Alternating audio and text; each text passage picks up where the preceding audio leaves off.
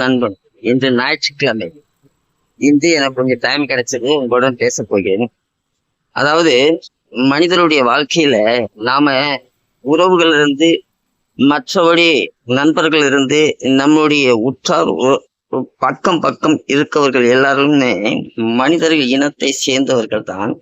ஆனால் அந்த மனிதர்கள் இனத்துக்குள் உறவாடும் இந்த குணங்களை பற்றி தான் நாம இப்ப பேசணும். எப்படின்னா, ஒரு மனிதனுக்கு 3 விதமான குணத்தை கொடுத்திருக்கான் இறைவன். இறைவன் தான் சொல்ல முடியும். அந்த குணத்தை பயன்படுத்தி விதங்கள் ஒரு மனிதன் ஒரே மாதிரி 3 விதமான குணங்கள் படைத்து விட்டால் அதை பயன்படுத்தினால் அவன் பெரிய புத்திசாலிதான். எந்த இடத்தில் எதை செய்ய வேண்டும், எந்த இடத்தில் நாம நம்முடைய காரியங்களுக்கு அறிவை செலுத்த வேண்டும், அதே போல எப்படி எப்படி விஷயங்களுக்கு என்னென்ன விதமான காரணங்களை காட்டி நாம திறமையை செய்ய வேண்டும்.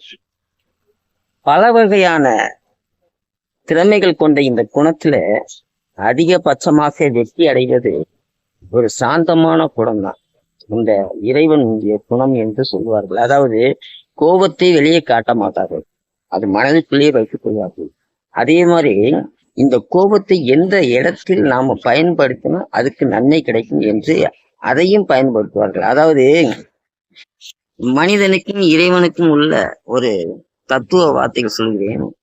அதாவது இறைவனுக்கு கோபம் வந்தால் தீயவைகளை அழித்து நல்லவைகள் நடக்கிறது. அதே போல மனிதனுக்கு கோபம் வந்தால் தீயவைகள் மட்டுமே நடக்கிறது.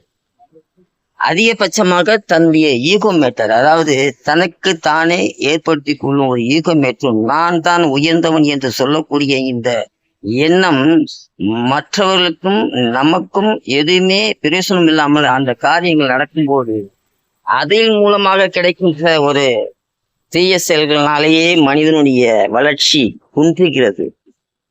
அந்த வளர்ச்சி குன்றும் போதுதான் இவன் ஆத்திரம் அடையும் போது ஒரு வேளையும் ஆகப்போவது.